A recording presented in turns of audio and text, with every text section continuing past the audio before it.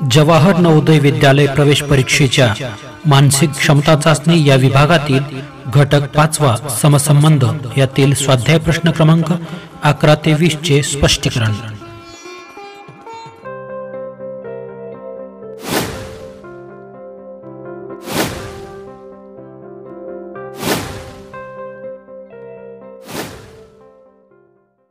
समसंबंध या घटकातील पहिल्या 2 प्रश्न आकृत्यामध्ये जो संबंध असतो तोच संबंध कायम ठेवून प्रश्नचिन्हाच्या जागेवर योग्य ती आकृती उत्तर आकृत्यातून शोधायची असते।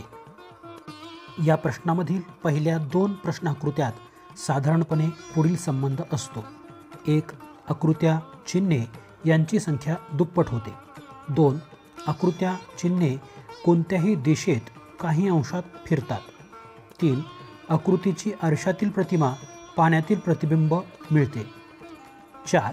आकृती 180 अंशात फिरते। 5. बाहेरील व आतील आकृत्या चिन्हे यांची अदलाबदल होते। आणि 6. आकृतीचा आकार लहान मोठा होतो। यापैकी योग्य तो संबंध आपण समजून घेऊन उत्तर आकृत्यांमधून योग्य तो पर्याय आपल्याला शोधावयाचा असतो। चला तर मग सुरुवात करूया स्वाध्याय प्रश्न सोडवायला। नमस्कार विद्यार्थी मित्रांनो, समसंबंध या घटकावरील हा दुसरा व्हिडिओ यामध्ये आपलं स्वागत आहे। बघा, समसंबंध यामधील जे प्रश्न असतात कशा पद्धतीने सोडवायचे ते आपण पाहूया, समजून घेऊया। बघा, याच्यामध्ये काय असतं, प्रश्न आकृतीमध्ये पहिल्या 2 आकृत्यांमध्ये काहीतरी एक विशिष्ट असा संबंध असतो। तो संबंध कायम ठेवून आपल्याला 3ऱ्या आणि 4थ्या आकृतीमध्ये तोच संबंध कायम ठेवायचा आहे आणि 4थ्या क्रमांकाची आकृती आपल्याला शोधायची असते। आता आपल्यासमोर हा प्रश्न क्रमांक 11 आहे। याच्यामध्ये पहिल्या ज्या 2 आकृत्या आहेत त्यांचं आपण निरीक्षण करूया। बघा, आपल्याला काय काय दिसतंय, तर या ठिकाणी 3 भौमितिक आकार आहेत। बाहेरील बाजूस वर्तुळ आहे, चौरस मध्यभागी आहे 2 नंबरला, आणि 3 नंबरला हे त्रिकोणाचं चिन्ह आहे। दुसऱ्या क्रमांकाच्या आकृतीमध्ये काय बदल झाला आहे बघा, तर हे सर्वात आतमध्ये जे त्रिकोणाचं जे चित्र आहे, त्रिकोण आहे, तो दुसऱ्या क्रमांकाच्या आकृतीमध्ये सर्वात बाहेर आहे। 2 नंबरला जे चौरस होतं ते 2 नंबरलाच आहे, आणि सर्वात बाहेर जे वर्तुळ होतं ते सर्वात आतमध्ये आले। म्हणजे सर्वात आतील आकृती या ठिकाणी जी होती ती बाहेर आली आणि बाहेरची जी आकृती होती ती आतमध्ये आली। हा बदल इथं झाला आहे। आता तोच संबंध आपल्याला इथं कायम ठेवायचा आहे आणि इथं पुढची आकृती आपल्याला मिळवायची। बघा, इथं सर्वात आतमध्ये काय, वर्तुळ, म्हणजे ते वर्तुळ आता पुढच्या 4थ्या क्रमांकाच्या आकृतीमध्ये बाहेर येणार आहे। हे बघा, वर्तुळ असं बाहेर असणार आहे। यानंतर 2 नंबरला जे चौरस आहे ते चौरस 2 नंबरलाच असणार आहे, आणि जे सर्वात बाहेर त्रिकोण आहे तो त्रिकोण आतमध्ये असणार आहे।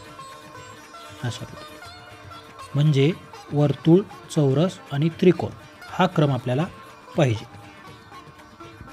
आता हा क्रम आपल्याला कुठे दिसतो, उत्तर आकृतीमध्ये बघा, वर्तुळ, त्याच्यामध्ये चौरस आणि त्याच्यामध्ये त्रिकोण। त्रिकोण आतमध्ये असलेली आकृती 1, 2, 3, पण हे त्रिकोण उलट आहे, ही आकृती आपली नाही आहे। या ठिकाणी बाहेरच्या बाजूला त्रिकोण आहे, ही पण आकृती आपली नाही आहे। या ठिकाणी बाहेरील बाजूस कोणती आकृती आहे, चौरस, ही पण आकृती आपली नाही। आपला पर्याय आहे पर्याय क्रमांक योग्य पर्याय C। कारण बघा, आपण जशी आकृती काढली, बाहेरील बाजूस वर्तुळ, त्याच्यानंतर 2 नंबरला चौरस आणि सर्वात आत त्रिकोणाची आकृती, आपला हा पर्याय अगदी बरोबर आहे। आणि मागील वर्षीच्या म्हणजे 2019च्या परीक्षेतला हा प्रश्न आहे। तर आपण या प्रश्नाचे उत्तर पर्याय क्रमांक C हा पर्याय भरीव काळा करून आपण हे उत्तर नोंदवणार आहोत। लक्षात घ्या विद्यार्थी मित्रांनो, मी तुम्हाला प्रत्येक व्हिडिओमध्ये सांगतो आहे की हा उत्तराचा पर्याय ज्यावेळेस आपण परीक्षेमध्ये नोंदवणार आहोत त्यावेळेस तुम्हाला पेन्सिलचा वापर न करता काळ्या बॉलपेनचा वापर तुम्हाला करायचा आहे, हे काळजीपूर्वक लक्षात घ्या। प्रश्न क्रमांक 12 त्याच्या बघा दोन आकृत्या सुरुवातीच्या यांच्यामध्ये काय संबंध आहे तो आपण आता शोधणार आहोत. बघा पहिल्या आकृतीमध्ये वर्तुळ आहे आणि हे गडद रंगाने रंगवलेला भाग आणि हा रेखांकित केलेला भाग.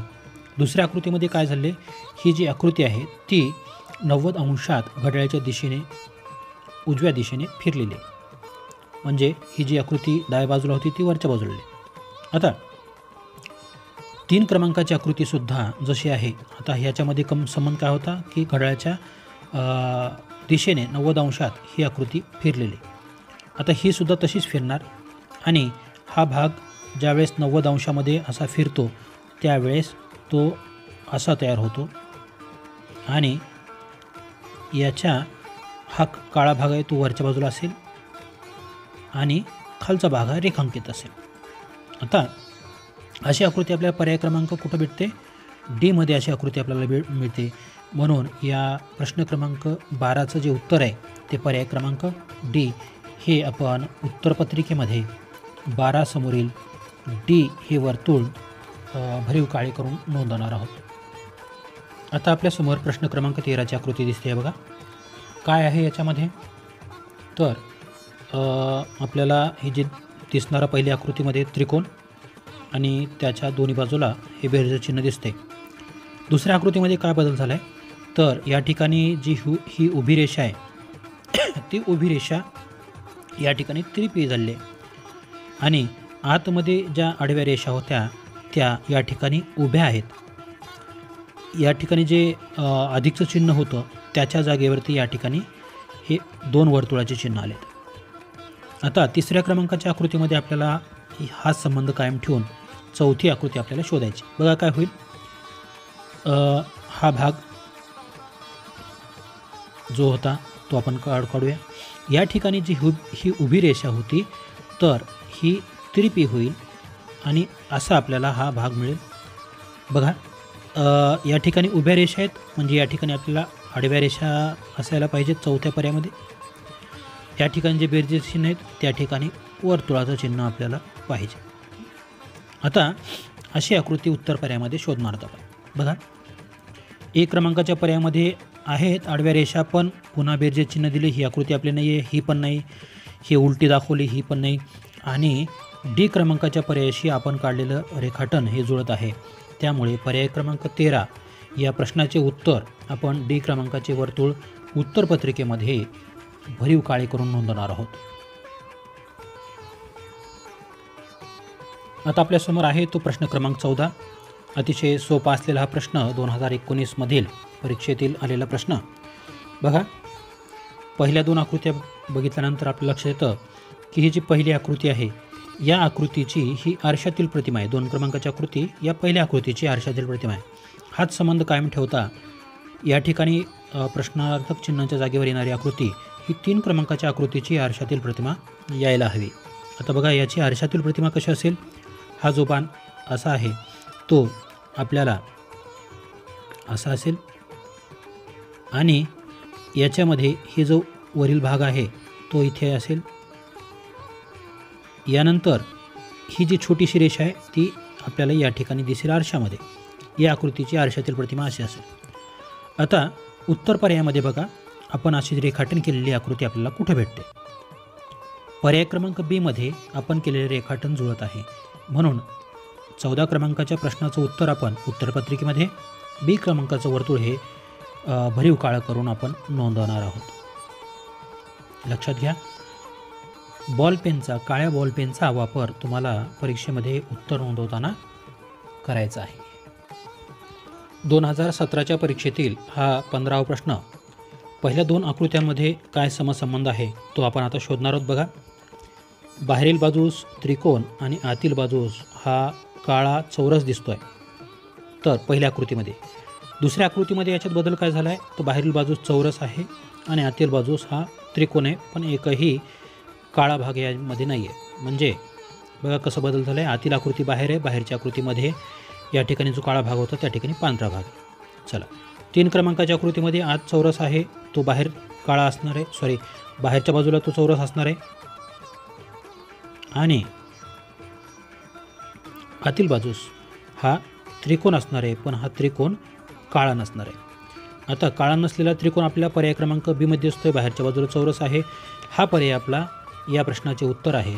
म्हणून आपण प्रश्न क्रमांक 15च्या समोरील बी क्रमांकाचे वर्तुळ हे उत्तरपत्रिकेमध्ये भरीव काळे करून नोंदवणार आहोत.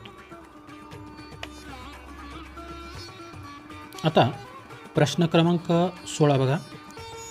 या 16मध्ये पहिल्या ज्या दोन संख्या दिल्या आहेत 14 आणि 18, यांच्यामध्ये आकृत्याच्या मानानं जर आपण बघितलं तर याच्यात काही संबंध दिसत नाही आहे, बरोबर. म्हणजे दोन्ही आकृत्या सारख्या आहेत वगैरे असा काही संबंध याच्यामध्ये नाही, किंवा दोन्ही एकाच पाड्यातले आहेत असा पण संबंध याच्यामध्ये नाही. पण एक संबंध मात्र याच्यामध्ये आहे. तो काय संबंध आहे तर दोन्हीही या 11 ते 20 या पाड्यातील आहेत आणि 2 अंकी संख्या आहेत. हा संबंध याच्यामध्ये आहे. आता हाच संबंध कायम ठेवता आपल्याला पुढची चौथी संख्या शोधायची. 3 क्रमांकाची संख्या 7 आहे, ती 1 अंकी आहे. म्हणजे आपल्याला उत्तर ठिकाणी जी असणारी संख्या आहे ती 1 अंकी असायला पाहिजे.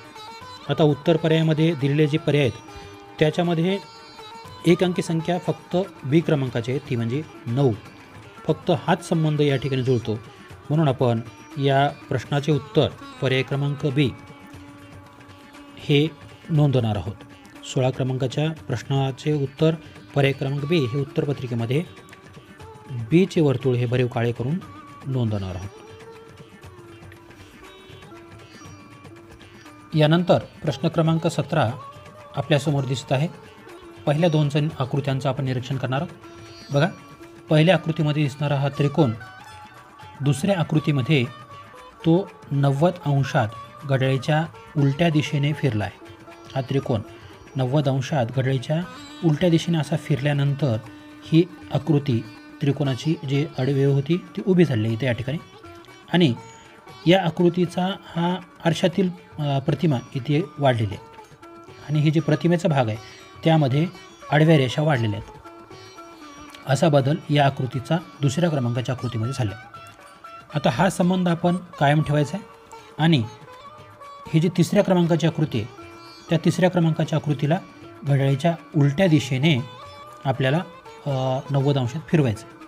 बघा, ही आकृती ज्यावेळेस आपण 90 अंशामध्ये फिरवू घड्याळीच्या उलट्या दिशेने त्यावेळेस ही आकृती आपल्याला अशी दिसणार आहे.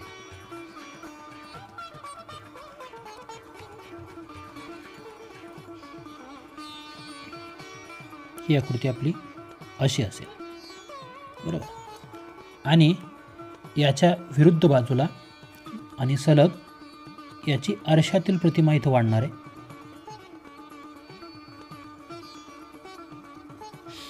आणि याची आरशातील प्रतिमा इथे वाढल्यानंतर याच्यातला जो भाग आहे तो रेखांकित होणार आहे. आरशाच्या प्रतिमेतला भाग हा रेखांकित होणार आहे, आडव्या रेषांनी रेखांकित होणार आहे.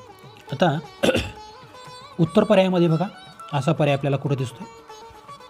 पर्याय क्रमांक बी यामध्ये हा आपण रेखांकित केलेला भाग जुळतो आहे. म्हणून या 17 क्रमांकाच्या प्रश्नाचे उत्तर आपण पर्याय क्रमांक बीचे वर्तुळ हे भरीव काळे करून उत्तरपत्रिकेमध्ये नोंदवणार आहोत. यानंतर प्रश्न क्रमांक 18 आपल्यासमोर दिसतो आहे. यामध्ये दिसणारी ही पहिली आकृती आणि दुसरी आकृती यांच्यामध्ये आपण काय समसंबंध आहे तो शोधणार आहोत. बघा, हा यस सारखा दिसणारा भाग आणि हा त्याची आरशातील प्रतिमा आहे. या ठिकाणी वर्तुळ आहे, या ठिकाणी त्रिकोण आहे. दुसऱ्या क्रमांकाच्या आकृतीमध्ये या प्रत्येक भागाची अदलाबदल झाली.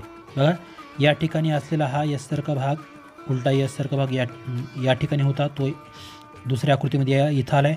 आणि इथं असलेला हा भाग इथं गेला आहे, म्हणजे इथं गेला आहे, बरोबर.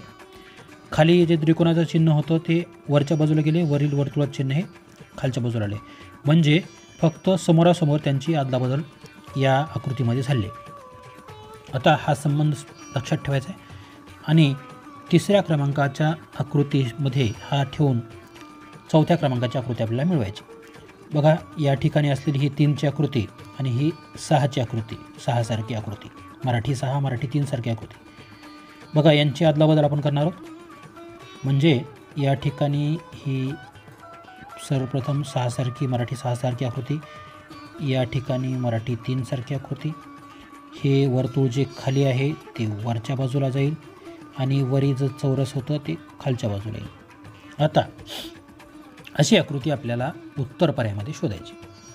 बघा, पर्याय क्रमांक 1 मध्ये ही आकृती आपल्याला दिसते आहे. आपण रेखाटन केलेली आकृती आणि पर्याय क्रमांक ची आकृती ही जुळते आहे. म्हणून या प्रश्न क्रमांक 18चं योग्य उत्तर आहे पर्याय क्रमांक ए. हा पर्याय आपण उत्तरपत्रिकेमध्ये ए क्रमांकाचा वर्तुळ हे भरीव काळं करून नोंदवणार आहोत. वर्तुळ काळं करत असताना पूर्ण वर्तुळ काळं होईल याची काळजी घ्या आणि तो शाईचा भाग या वर्तुळाच्या बाहेर येणार नाही आणि वर्तुळामध्ये पांढरी जागा शिल्लक राहणार नाही याची काळजी घ्या. यानंतर आकृती क्रमांक 19 बघा. यामध्ये पहिला दिलेला त्रिकोण आहे, याच्यामध्ये वायसारखा हा भाग, याच्या रेषा या दुसऱ्या आकृतीमध्ये वाढवल्या आहेत. बरोबर, फक्त एवढाच संबंध याच्यामध्ये आहे, बाकीच्या आकृती सारखीच आहे. या ठिकाणी हा चौरस आहे आणि मध्ये अधिक चिन्ह आहे. आता आपल्याला काय असणार आहे, या ठिकाणी रेषा वाढवल्यात, इथं पण आपण या रेषा वाढून घेणार आणि आपल्याला ही अशा प्रकारची आकृती मिळणार.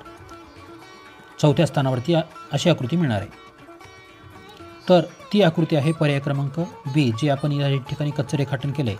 अशी आकृती आहे पर्याय क्रमांक बी. म्हणून या 19 क्रमांकाच्या प्रश्नाचं उत्तर पर्याय क्रमांक बी असल्यामुळे आपण उत्तरपत्रिकेमध्ये 19 समोरील बीचे वर्तुळ हे भरीव काळे करणार आहोत.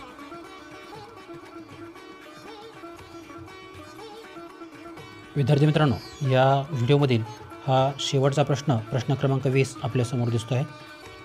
सर्वप्रथम आपण या दोन आकृत्या ज्या आहेत त्यांचा एकमेकाशी काय सहसंबंध आहे तो आपण शोधणार आहोत. बघा, बाहेरील बाजूस या ठिकाणी वर्तुळ दिसते, खालील बाजूस वर्तुळामध्ये खालील बाजूस चौकोन आहे आणि वरील बाजूस त्रिकोण दिसतो. 2 क्रमांकाच्या आकृतीमध्ये बघा काय बदल झाला आहे. जे बाहेरील बाजूस वर्तुळ होतं ते 2 क्रमांकाच्या आकृतीत सर्वात आत आहे. वरील बाजूस जे त्रिकोण आहे ते वर्तुळाच्या बाहेरील बाजूस म्हणजे 2 क्रमांकाला आहेत आणि हे जे चौकोन होतं खालील बाजूचं ते सर्वात बाहेरील बाजूस आहे. आता हाच संबंध कायम ठेवून आपल्याला 4 क्रमांकाची आकृती शोधायची. बघा, बाहेरील वर्तुळ केंद्रस्थानी किंवा मध्यभागी आहे. बाहेरील त्रिकोण या ठिकाणी आपल्याला मध्यभागी असणार आहे. ही जी वरची आकृती होती त्रिकोणाची ती या ठिकाणी वर्तुळाच्या बाहेरील बाजूस म्हणजे 2 नंबरला आहे. तर या ठिकाणी हे चौरस आहे, तर ही आकृती या त्रिकोणाच्या बाहेरील बाजूस म्हणजे 2 क्रमांकाला आहे. आता खालच्या बाजूला चौकोन होता तो या ठिकाणी बाहेर आहे. इथं खालच्या बाजूला वर्तुळ आहे ते या ठिकाणी बाहेरच्या बाजूने असेल आणि आपल्याला बघा सर्वात आत म्हणजे त्रिकोण, चौरस आणि वर्तुळ या क्रमाने आपल्याला आकृत्या उत्तर पर्यायामध्ये आपल्याला शोधायची. सर्वात आत त्रिकोण बी क्रमांकाला आहे. त्याच्यानंतर वर्तुळ आहे, या ठिकाणी आपल्याला चौरस पाहिजे. चौरसाची आकृती इथं पर्याय क्रमांक डी मध्ये दिसते. म्हणजे त्रिकोण, चौरस आणि वर्तुळ, त्रिकोण, चौरस आणि वर्तुळ हा क्रम आपल्याला पर्याय क्रमांक डी मध्ये दिसतो आहे. म्हणून 20 क्रमांकाचे उत्तर आपण पर्याय क्रमांक डीचे वर्तुळ हे भरीव काळे करून उत्तरपत्रिकेमध्ये नोंदवणार आहोत. अशा पद्धतीने विद्यार्थी मित्रांनो, तुम्हाला काळजीपूर्वक निरीक्षण करून सूक्ष्म बदल काय आहेत ते लक्षात घेऊन आपल्याला हे प्रश्न सोडवायचे असतात. यामध्ये निरीक्षण कौशल्य जितकं जास्त वाढेल तितकं तुम्हाला हा प्रभाग सोपा वाटणार आहे. यासाठी जास्तीत जास्त सराव करणं आवश्यक आहे. विद्यार्थी मित्रांनो, यापूर्वीच्या घटकांचा अभ्यास करण्यासाठी या व्हिडिओच्या उजव्या कोपऱ्यातील वरील बाजूस असलेले आय बटन प्रेस करून तुम्ही या मागील व्हिडिओंचा अभ्यास करू शकता किंवा डिस्क्रिप्शन बॉक्समध्ये असलेल्या लिंकवर क्लिक करूनसुद्धा त्यांचा अभ्यास तुम्ही करू शकता. अशाच माहितीपूर्ण व्हिडिओ पाहण्यासाठी माझे स्मार्ट मराठी शिक्षक हे यूट्यूब चॅनल सबस्क्राईब करून त्या बाजूचे बेल आयकॉन प्रेस करायला विसरू नका. तेव्हा पुन्हा भेटूया व्हिडिओच्या नवीन भागामध्ये. तोपर्यंत धन्यवाद.